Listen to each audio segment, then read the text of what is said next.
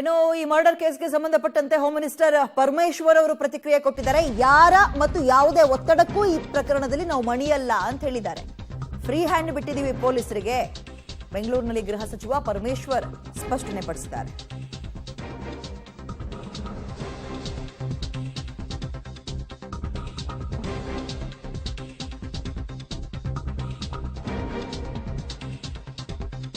ನಾನಾಗಿರ್ಬೋದು ಅಥವಾ ಸಿಎಂ ಆಗಿರ್ಬೋದು ಯಾರಿಗೂ ಕೂಡ ಸೊಪ್ಪು ಹಾಕಲ್ಲ. ತನಿಖಾಧಿಕಾರಿಗಳು ಬಿಟ್ರೆ ಈ ಪ್ರಕರಣದಲ್ಲಿ ಯಾರು ಕೂಡ ಮಧ್ಯಪ್ರವೇಶ ಮಾಡಿಲ್ಲ, ಇಲ್ಲಿ ತನಕ ಮುಂದಕ್ಕೂ ಮಾಡಲ್ಲ. ಒಂದು ವೇಳೆ ನಮ್ಮ ಪಕ್ಷದಲ್ಲಿ ಇದ್ರೂ ಕೂಡ ತಪ್ಪಿತಸ್ಥರೇ ಆಗ್ತಾರೆ. ಬೆಂಗಳೂರಿನಲ್ಲಿ ಗೃಹ ಸಚಿವ ಪರಮೇಶ್ವರ್ ಅವರು ಕೊಟ್ಟಿರುವಂತಹ ಹೇಳಿಕೆ ಇದು. ಬಟ್ ಇಲ್ಲಿ ತನಕ ಸ್ವಲ್ಪ ಸಾರಿಸೋ ರೀತಿಯಲ್ಲಿ ಮಾತಾಡ್ತಾ ಇದ್ರು. ಬಟ್ ಈಗ ಕಡ್ಡಿ ಮುರಿದಂಗೆ ಹೇಳಿದ್ದಾರೆ, ಯಾವುದೇ ಮತ್ತು ಯಾರದ್ದೇ ಒತ್ತಡಕ್ಕೂ ಮಣಿಯಲ್ಲ, ಫ್ರೀ ಹ್ಯಾಂಡ್ ಬಿಟ್ಟಿದ್ದೀವಿ ಪೊಲೀಸರಿಗೆ ಪ್ರಕರಣದಲ್ಲಿ ಅಂತ. ಈಗ ದರ್ಶನ್ ಅವರನ್ನು ಮತ್ತು ಇನ್ನೂ 4 ಜನರನ್ನು ಕಸ್ಟಡಿಗೆ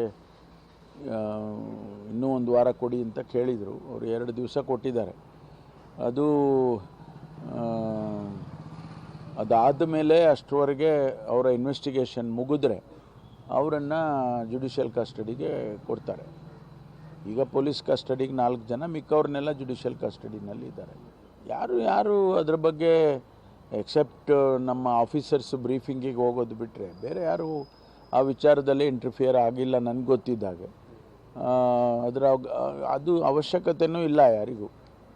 ಯಾರನ್ನು ನಾನಾಗಲಿ ಮುಖ್ಯಮಂತ್ರಿಗಳಾಗಲಿ ಯಾರನ್ನು ಕೂಡ ಈ ವಿಷಯದಲ್ಲಿ ನಾವು ಎಂಟರ್ಟೈನ್ ಮಾಡಿಲ್ಲ. ನಮ್ಮ ಹತ್ರ ಯಾರೂ ಬಂದಿಲ್ಲ ಕೂಡ, ನನ್ನ ಹತ್ರ ಅಂತೂ ಯಾರೂ ಬಂದೇ ಇಲ್ಲ.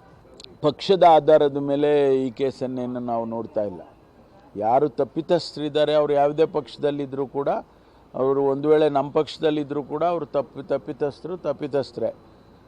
ಅವರೇನಾದರೂ ಬೇರೆ ಪಕ್ಷದಲ್ಲಿದ್ದರೆ ಕೂಡ ಅದನ್ನು ನಾವು ಮುಖ್ಯವಾಗಿ ತಗೊಳ್ಳೋದಕ್ಕೆ ಹೋಗಲ್ಲ. ಅವರು ಏನು ತಪ್ಪು ಮಾಡಿದ್ದಾರೇನೋ ಆ ಆಧಾರದ ಮೇಲೆ ಹೋಗಬೇಕಾಗುತ್ತೆ.